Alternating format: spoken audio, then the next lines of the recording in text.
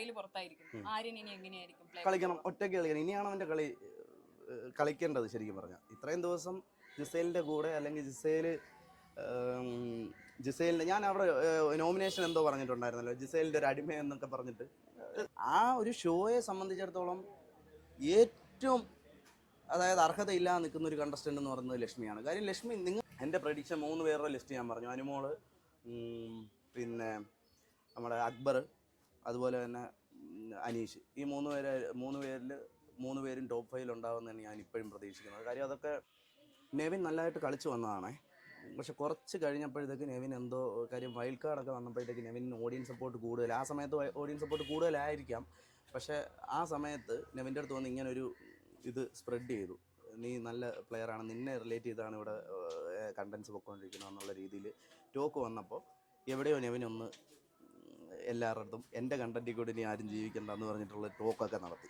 അപ്പോൾ ഇത് കാണുന്നുണ്ട്. പി ആറിനെ കുറിച്ചുള്ള ടോക്ക് ഇന്ന് വരെ വെളിയിൽ വന്നില്ല എന്നുണ്ടെങ്കിൽ അത് ഇട്ട് കൊടുക്കേണ്ട സാഹചര്യം ഇപ്പോഴായിരിക്കും വന്നത്. അതുകൊണ്ടായിരിക്കും ഇപ്പൊ ഇതിനെക്കുറിച്ചൊരു ടാസ്ക് ഇട്ട് കൊടുത്തത്. അല്ല, മനുഷ്യർക്ക് ഒരു ചിന്ത വരാനാണ് ഇങ്ങനെ ഒരു ടാസ്ക് ഇട്ടത് പോലും. അതെ അതെ സത്യം സത്യം. എനിക്ക് തോന്നുന്നു ഈ പൊതുസമൂഹത്തിലേക്ക് ഒരു നെഗറ്റീവ് എനർജി അല്ലെങ്കിൽ നെഗറ്റീവ് കണ്ടന്റുകൾ കൊണ്ടുവന്ന ഒരാളാണ് ലക്ഷ്മി. ഒനിലിന്റെ വിഷയത്തിലാണെങ്കിലും അതല്ലെങ്കിൽ ആദിലനൂർ അങ്ങനെയുള്ള വിഷയങ്ങളിലൊക്കെ ചർച്ച ചെയ്ത് ഒരു നെഗറ്റീവ് ഇമ്പാക്ട് ഉണ്ടാക്കിയ ആളാണ്. പക്ഷേ ഈ ഒനിലിന്റെ വിഷയത്തിൽ പിന്നീട് അവർക്ക് കൂടുതൽ സപ്പോർട്ട് കിട്ടിയതായിട്ട് നിങ്ങൾക്ക് എപ്പോഴും തോന്നുന്നു? അല്ല, ഒനിലിന്റെ വിഷയത്തിലല്ല ശരിക്കും പറഞ്ഞു കഴിഞ്ഞാൽ ഈ ലക്ഷ്മിക്ക് സപ്പോർട്ട് കൂടുതൽ. ശരിക്കും പറഞ്ഞാൽ ലക്ഷ്മി അതിനകത്ത് ഇപ്പം നിൽക്കുന്നതിൽ ഒനിയിലൊരു ഇൻ്റർവ്യൂവിലോ അല്ലെങ്കിൽ എന്തോ ബൈറ്റിലോ പറഞ്ഞിട്ടുണ്ടായിരുന്നു, ലക്ഷ്മി ശരിക്കും പറഞ്ഞു കഴിഞ്ഞാൽ അവിടെ ഒന്നും ചെയ്യുന്നില്ല എന്ന് പറഞ്ഞു. ആ ഒരു ഷോയെ സംബന്ധിച്ചിടത്തോളം ഏറ്റവും അതായത് അർഹതയില്ലാതെ നിൽക്കുന്ന ഒരു കണ്ടസ്റ്റൻ്റ് എന്ന് പറയുന്നത് ലക്ഷ്മിയാണ്. കാര്യം ലക്ഷ്മി, നിങ്ങൾക്കൊക്കെ ഇതിനകത്ത് ലക്ഷ്മി അലയ്ക്കുന്നതും വിളിക്കുന്നതും ഒക്കെ പുറത്ത് കാണുന്നുണ്ട്. പക്ഷേ ആ ഷോയ്ക്കകത്ത് 24/7 ഞങ്ങൾ എത്ര ദിവസം ഒരുമിച്ച് താമസിച്ചു എന്നിട്ട് പോലും ലക്ഷ്മി ഒന്ന് വാ തുറന്ന് സംസാരിക്കുന്നത് ആരും കാണുന്നില്ല. ഇപ്പം തന്നെ ഒരു ആദിലെ നൂറ എന്തോ തമ്മിലെന്തോ ആദിലെ റിലേറ്റ് ചെയ്തൊരു സബ്ജക്റ്റ് ലാലേട്ടൻ ചോദ്യം ചെയ്തു. ആ സംസാരത്തിലൊന്നും ലക്ഷ്മി സംസാരിക്കുന്നത് പുറത്തുള്ളവർ കേൾക്കുന്നുണ്ട്. കാര്യം ലക്ഷ്മിക്ക് ആ മൈക്കിൽ കൂടെ വരുന്നതുകൊണ്ട് വലിയ സൗണ്ടിൽ കേൾക്കും. പക്ഷേ അവിടെ തൊട്ടടുത്തിരിക്കുന്നവർ ഇത്ര അടുത്ത് നിന്നാൽ പോലും സംസാരിക്കുന്നത് കേൾക്കില്ല. കാര്യം ലക്ഷ്മിയുടെ സൗണ്ട് ഒന്നാമത്തെ കാര്യം ചെറിയ സൗണ്ടാണ്. പിന്നെ ലക്ഷ്മി സംസാരിക്കുന്നത് ആരും കേൾക്കില്ല. അവിടെ ഏറ്റവും ശബ്ദക്കുറവുള്ളതും എന്നാൽ ഒട്ടും ഒന്നും ചെയ്യാതെ ഇനാക്റ്റീവ് ആയിട്ടുള്ളൊരു പേഴ്സൺ ഞാൻ ഇറങ്ങുന്നത് വരെ ഉണ്ടായിരുന്നത് ലക്ഷ്മിയാണ്. അതെ അതെ, അതായിരിക്കാം മേ ബി ഉദ്ദേശം. പിന്നെ ഒനിലിൻ്റെ സബ്ജക്റ്റ് ചോദിച്ചതെന്ന് പറഞ്ഞു കഴിഞ്ഞാൽ ഒനിലിൻ്റെ മസ്താനിയുടെ ഇഷ്യൂവിന് ശേഷം ലക്ഷ്മിക്ക് ഒരു നെഗറ്റീവ് പബ്ലിസിറ്റി ഭയങ്കരമായിട്ട് വോട്ട് കിട്ടുന്നു. അതല്ല ശരിക്കും സംഭവം. ഒനിലിൻ്റെ സബ്ജക്റ്റിൽ ലക്ഷ്മിക്ക് ശരിക്കും പറഞ്ഞാൽ വോട്ടൊക്കെ കുറയാനുള്ളൊരു സബ്ജക്റ്റ് ആയിരുന്നു. പക്ഷേ അതർ സൈഡ് ഈ പറഞ്ഞ ഈ ഗസ്റ്റ് വന്നപ്പോഴൊക്കെ ഒരു ഫൈറ്റും കാര്യങ്ങൾ റിയാസ് വന്നതിന് ശേഷം പിന്നെ അതുപോലെ എല്ലാവരും രശ്മിയെ ടാർഗറ്റ് ചെയ്യുന്നത് പോലെ ഒരു ഇമ്പാക്റ്റ് ആയിരിക്കും. എന്തായാലും എനിക്ക് അകത്ത് വെച്ച് തന്നെ തോന്നി ഒരു ഇമ്പാക്റ്റ് ആയിരിക്കും പുറത്ത് കിട്ടുക എന്നുള്ളത്. അത് കറക്റ്റായിട്ട് അത് കിട്ടി.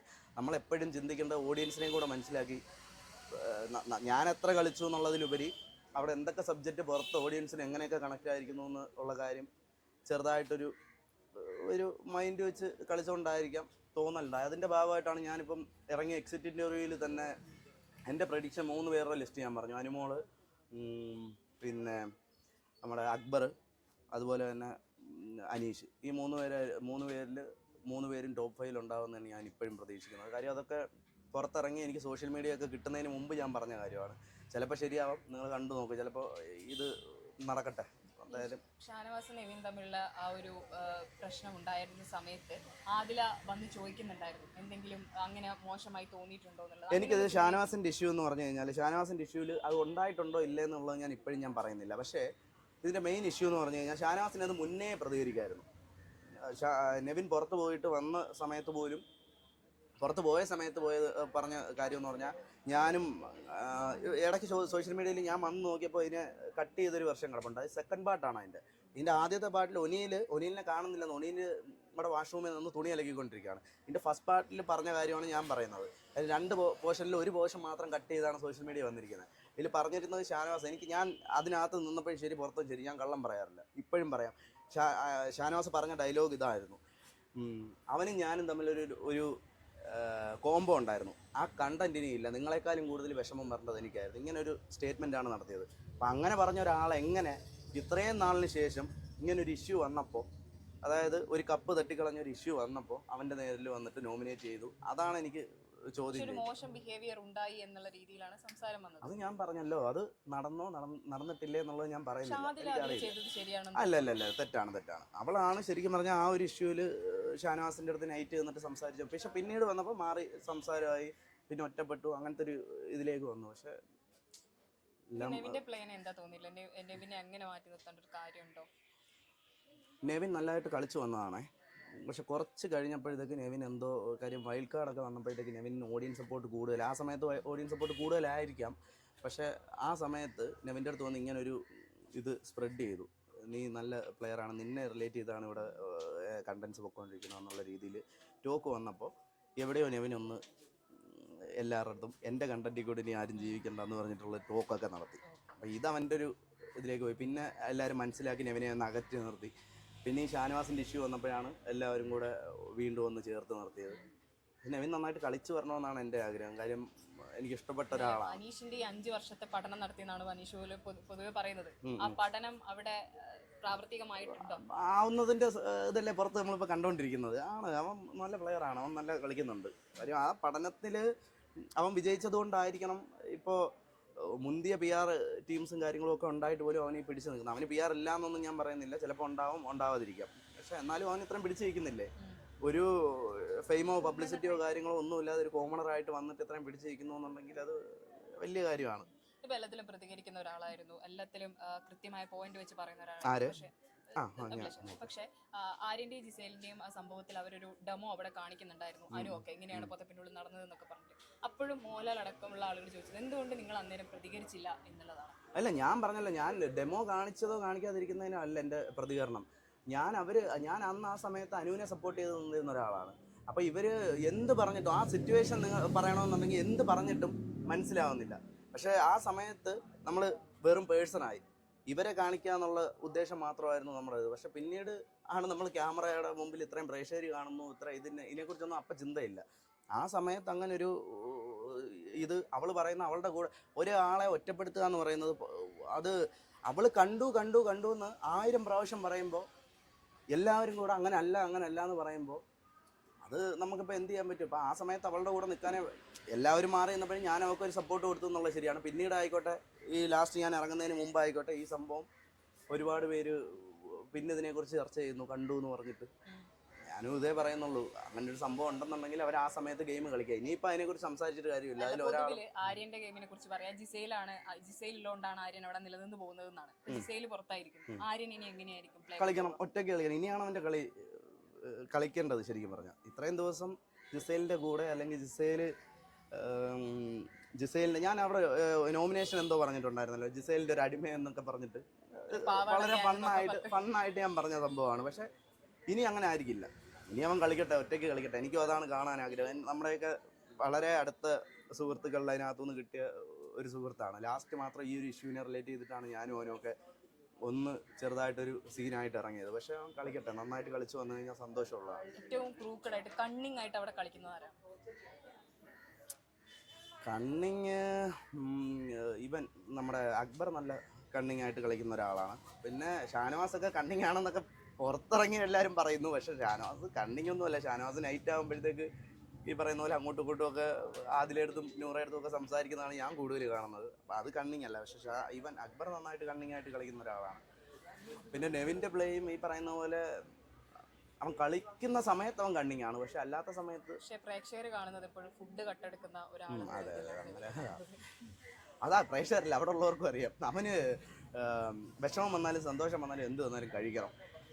എനിക്ക് തോന്നുന്നു ഇതുവരെയുള്ള സീസൺസിൽ തന്നെ ബിഗ് ബോസിന്റെ ചരിത്രത്തിൽ ഒരാൾ തടിച്ചിറങ്ങുന്ന അവനായിരിക്കും.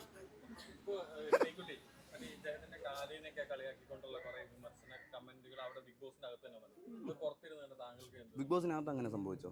ബിഗ് ബോസിനകത്ത് നിന്നപ്പോൾ ഉണ്ടായിട്ടില്ല, അല്ലാതെ നമ്മുടെ ലൈഫിൽ ഉണ്ടായിട്ടുണ്ടായിരുന്നു. പക്ഷെ ബിഗ് ബോസിൽ വെച്ചപ്പോൾ അത് പോസിറ്റീവ്. ബിഗ് ബോസിൽ അങ്ങനെ ആരെങ്കിലും പറഞ്ഞിട്ടുണ്ടോ? എനിക്ക് ഇല്ല, ഞാൻ കണ്ടിട്ടില്ല.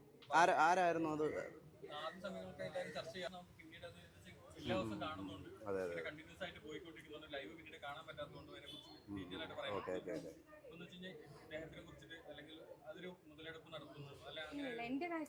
ഞാൻ അതിനകത്ത് അതിൽ ശ്രീകുട്ടിയെക്കാളും പങ്കെടുത്ത ഞാനാണ്. അതുകൊണ്ട് എനിക്കാണ് കുറച്ചും കൂടെ പറയാനുള്ളത്. ഞാൻ അവിടെ ഫിസിക്കൽ ഫിറ്റ്നസ് വേണ്ട പല ഗെയിംസിലും പലരും മാറി നിന്ന് വയ്യാന്ന് പറഞ്ഞ് ഇരുന്ന സിറ്റുവേഷൻ ഉണ്ടായിട്ടുണ്ട് ആ ഗെയിംസിൽ. പക്ഷെ അവിടെ കയറിയിട്ട് ഒരു ഇതിൻ്റെ ഒരു അഡ്വാൻറ്റേജ് കൊടുക്കാതെ എല്ലാ ഫിസിക്കൽ ടാസ്കിലും പങ്കെടുത്തൊരു വ്യക്തിയാണ് ഞാൻ. അപ്പോൾ അതുകൊണ്ട് തന്നെ മെൻ്റലി പ്രിപ്പയർഡ് എന്നുള്ളതിലുപരി ഈ ടാസ്കുകളിൽ ഫിസിക്കലി തന്നെ ഫിറ്റ്നസ് ഇമ്പോർട്ടൻ്റ് ആയിട്ടുള്ളൊരു കാര്യമാണ്. അതിൽ എൻ്റെ 100 അല്ല 200% ഞാൻ അവിടെ കൊടുത്തിട്ടുണ്ട്. അപ്പോൾ എന്നിട്ടും അങ്ങനെ പറയുന്നവർ അതിനകത്തുണ്ടെന്നുണ്ടെങ്കിൽ അവരോട് ഒന്നും പറയാനില്ലതെ അത്രയേ ഉള്ളൂ, ലൈഫിൽ നിന്ന് ഒഴിവാക്കി വിട്ടു പറയും, അത്രയേ ഉള്ളൂ. കാര്യം എൻ്റെ ഒരു ലൈഫിൽ ഒരു അംബീഷൻ അല്ലെന്നുണ്ടെങ്കിൽ എൻ്റെ ഒരു പിന്നെ ഞാൻ അവിടെ പോയിട്ടുള്ളൊരു മോട്ടീവ് എന്താണെന്ന് പറഞ്ഞു കഴിഞ്ഞാൽ ഇത്രയേ ഉള്ളൂ. എന്നെ കണ്ട് ആരെങ്കിലും ഒരാൾക്ക് ഇൻസ്പിറേഷൻ ഉണ്ടായി അവർ മുന്നോട്ട് വന്നു കഴിഞ്ഞാൽ ലൈഫിൽ അവർക്ക് എന്തെങ്കിലും ഇവിടെ ഒരു സ്പാർക്ക് ഒപ്പിച്ച് ഉണ്ടാക്കാൻ പറ്റിക്കഴിഞ്ഞാൽ അതാണ് എൻ്റെ മോട്ടീവ് എന്ന് പറയുന്നത്. അതിനപ്പുറം വേറെ ഒന്നുമില്ല. ഇതാണ് എൻ്റെ life time ambition. Big boss സ്റ്റേജിലൂടെ ഞാൻ ഉദ്ദേശിച്ചതും അതാണ്. അല്ലാതെ ആരെ ഇനി അങ്ങോട്ട് കുറ്റം പറയാനോ എനിക്ക് ഇൻട്രസ്റ്റ് അല്ലാത്ത കാര്യമാണ്. ഷോ ആണ്, ഗെയിമാണ്, കഴിഞ്ഞു ഇറങ്ങി, സന്തോഷം, സമാധാനം. പിന്നെ നമ്മൾ ഉദ്ദേശിക്കുന്നത് ഇത്രയേ ഉള്ളൂ. ആർക്കെങ്കിലുമൊക്കെ നമ്മളെ കണ്ടിട്ട് എന്തെങ്കിലും ഇത്രയും വലിയൊരു സ്റ്റേജിൽ എന്നെപ്പോലുള്ള ഒരാൾക്ക് എത്താൻ പറ്റിക്കഴിഞ്ഞാൽ അത് മാത്രമേ ഉള്ളൂ എൻ്റെ ഒരു മോട്ടീവ് എന്ന് പറയാം. അത്രയേ ഉള്ളൂ.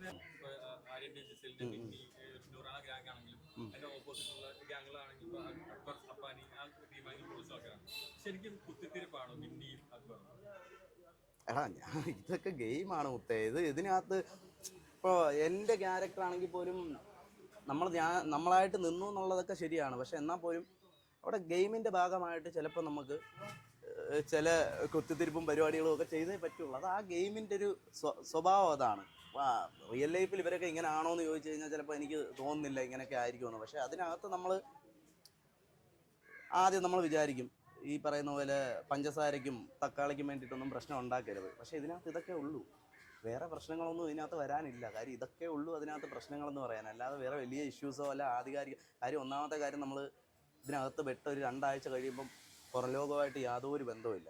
പുറംലോകത്തെ സബ്ജക്റ്റുകൾ നമുക്കറിയില്ല, ഒന്നാമത്തെ കാര്യം. പിന്നെ ഈ സബ്ജക്റ്റുകളൊന്നും പുറംലോകമായിട്ടുള്ള ബന്ധപ്പെട്ട് കിടക്കുന്ന കാര്യങ്ങളൊന്നും അറിയാത്തതും മനസ്സിലാക്കാനും പറ്റാത്തത് കൊണ്ട് തന്നെ ഇതിനകത്തുള്ള ചെറിയ ചെറിയ ഇഷ്യൂസൊക്കെ വലിയ ഇഷ്യൂസായിട്ട് മാറും.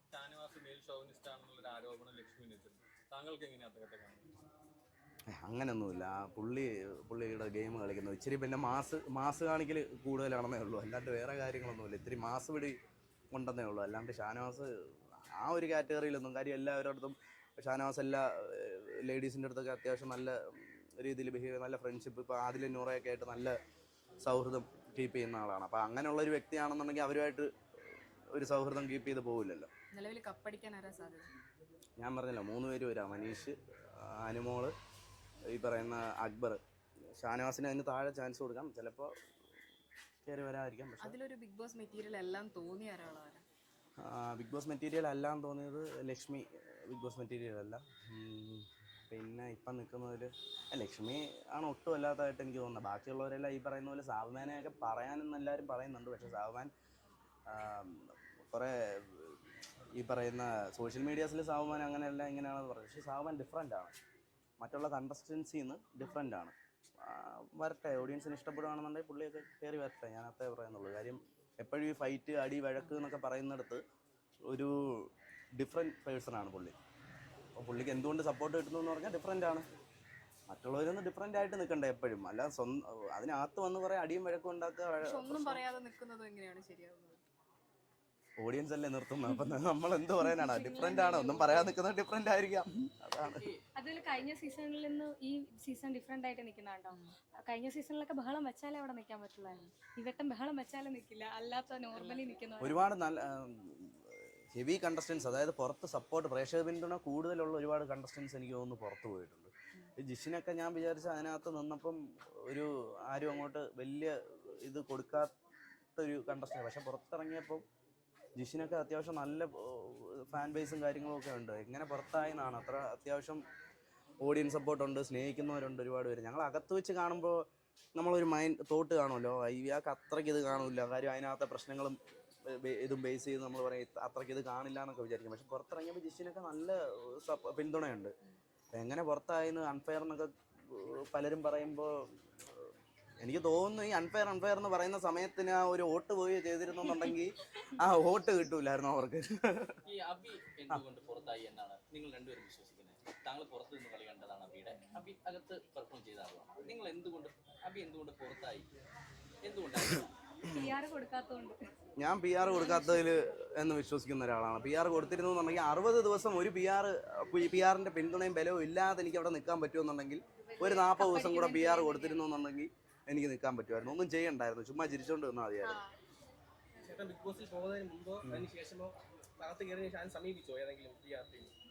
അല്ല, പുറത്ത് നിന്നപ്പോൾ ആദ്യ സമയത്തൊക്കെ എന്തെങ്കിലും കുറെ പേര് സമീപിച്ചിട്ടുണ്ട്. പക്ഷെ നമ്മള് അങ്ങനെയല്ലല്ലോ, പ്രേക്ഷക പിന്തുണ എന്താണെന്ന് പിന്നെ എനിക്ക് വേണ്ടിയിട്ട് പ്രവർത്തിച്ചിട്ടുള്ള ഒരു PR ഉണ്ട്.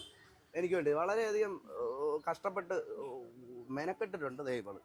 അന്ന് മുതൽ കടന്ന് കഷ്ടപ്പെട്ടിട്ടുണ്ട്. കാര്യം എൻ്റെ ഫ്രണ്ട്സ് ആയിക്കോട്ടെ, ഫാമിലി ആയിക്കോട്ടെ, പുറത്തിറങ്ങിയപ്പോൾ ഒരുപാട് പേര് പറഞ്ഞു അവൾ കിടന്ന് ഒത്തിരി കഷ്ടപ്പെട്ടിട്ടുണ്ട്. ഒരുപാട് കഷ്ടപ്പെട്ടുകൊണ്ടാണ് ഇത്രയും ഒരു കുറച്ചെങ്കിലും നമുക്ക് അവിടെ പിടിച്ചു വെക്കാൻ പറ്റിയത്. സോഷ്യൽ മീഡിയയിൽ നിൽക്കുന്നതുകൊണ്ട് തന്നെ എഡിറ്റിംഗ് ഒക്കെ അതുകൊണ്ട് ഇവള് കുറെ കഷ്ടപ്പെട്ടിട്ടുള്ളതായിട്ട് അറിയാം. അത് വളരെ എനിക്ക് എന്നെ സംബന്ധിച്ചിടത്തോളം അഭിമാനത്തോടു കൂടെ പറയാം, എനിക്ക് വേണ്ടി പ്രവർത്തിച്ചൊരു PR ആണെന്ന്.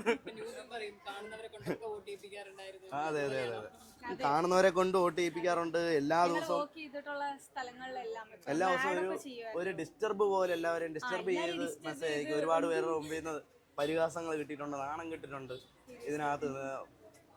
കാര്യം എന്നിട്ട് പോലും അവള് തളർന്നിട്ടില്ല. എല്ലാ ദിവസവും റൊട്ടീൻ പോലെ ഈവനിങ് ഉച്ചയൊക്കെ ആകുമ്പോഴത്തേക്ക് വിളിച്ചു പറയേണ്ട അവസ്ഥ. എന്നെ സംബന്ധിച്ചിടത്തോളം ഭയങ്കര ഒരു സന്തോഷമാണ്. പക്ഷെ നിങ്ങൾ ഈ ചോദിച്ച ക്വസ്റ്റ്യൻ എനിക്ക് തോന്നിയിട്ടുണ്ട് PR കൊടുത്തിട്ട് പോകായിരുന്നു. പക്ഷെ ഒന്നാമത്തെ കാര്യം, ഒരു 5 സെന്റ് വസ്തു വാങ്ങിച്ചൊരു വീട് വെക്കുക എന്നുള്ള ലക്ഷ്യം കൊണ്ട് അകത്ത് പോവുക, കുറച്ചുകൂടെ പബ്ലിസിറ്റി, ആ ഒരു എയിമും കൂടെ മനസ്സിൽ കണ്ടുകൊണ്ട് പോയ ഒരു വ്യക്തിയാണ് ഞാൻ. അപ്പോൾ ഒരു 5-6 ലക്ഷം രൂപയെന്നൊക്കെ പറഞ്ഞാൽ എന്നെ സംബന്ധിച്ചിടത്തോളം ശരിക്കും പറഞ്ഞാൽ അനീഷിനെ കോമണർ എന്ന് പറയുന്നതിനേക്കാളും ഞാൻ എന്നെ കോമണറായിട്ട് പറയുന്നത് എനിക്ക് താല്പര്യം. കാര്യം അത്ര വലിയ പബ്ലിസിറ്റിയും കാര്യങ്ങളൊന്നും ഇല്ലാതെ ഒരു നോർമൽ പേഴ്സണായിട്ട് അകത്തോട്ട് പോയ ഒരു വ്യക്തിയാണ് ഞാൻ. അപ്പോൾ എനിക്ക് ഈ 6 ലക്ഷം രൂപ, 7 ലക്ഷം, 16 ലക്ഷം രൂപയൊക്കെ PR-ന് കൊടുക്കാനുണ്ടായിരുന്നു എന്നുണ്ടെങ്കിൽ ഞാനൊരു വീട് വെച്ച് അതിനകത്ത് ഇപ്പോൾ സുഖമായിട്ട് താമസിച്ചേരെ. അപ്പോൾ ഇത്രയൊക്കെ ഉള്ളൂ പറയാൻ പറ്റും.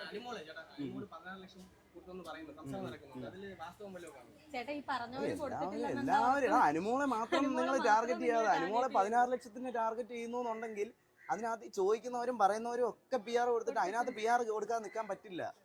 എന്റെ അഭിപ്രായത്തിൽ ഇപ്പൊ നിൽക്കുന്ന കണ്ടസ്റ്റൻസിൽ ആരെയും പേര് പറയുന്നില്ല എന്നേ ഉള്ളൂ. അതിനകത്ത് PR കൊടുക്കാതെ ആരും നിൽക്കില്ല.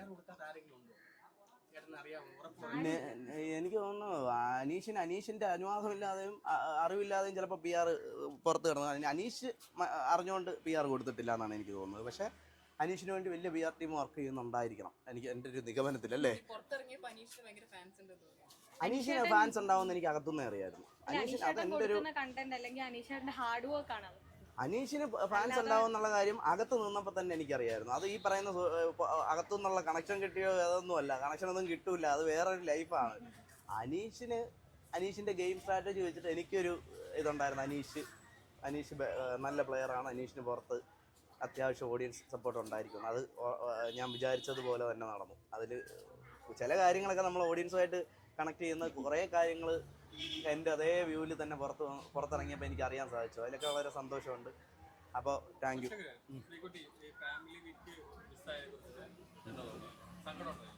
സങ്കടമൊന്നുമില്ല, നമ്മൾക്ക് ഇപ്പോൾ ഓഡിയൻസിന് അങ്ങനെ ഒരു സംഭവത്തിലേക്ക് എത്തിക്കണ്ടായിരുന്നു, അത് നമ്മൾ അക്സെപ്റ്റ് ചെയ്യണം, അത്രേ ഉള്ളൂ. പക്ഷെ എനിക്ക് ഭയങ്കര ഒരു ഇതായി. കാര്യം ഞാൻ ഇറങ്ങിയ വീക്കിൻ്റെ തൊട്ടടുത്ത വീക്ക് ഫാമിലി വീക്ക്. കാര്യം ഇവള് അതിനകത്ത് വരണമെന്ന് ഞാൻ ഒത്തിരി ആഗ്രഹിച്ചതാണ്. പക്ഷെ അത് മിസ്സായപ്പോൾ എനിക്ക് ആ ഒരു കാര്യത്തിൽ മാത്രം. അല്ലാത്ത പക്ഷം ബിഗ് ബോസ് എന്ന് പറയുന്ന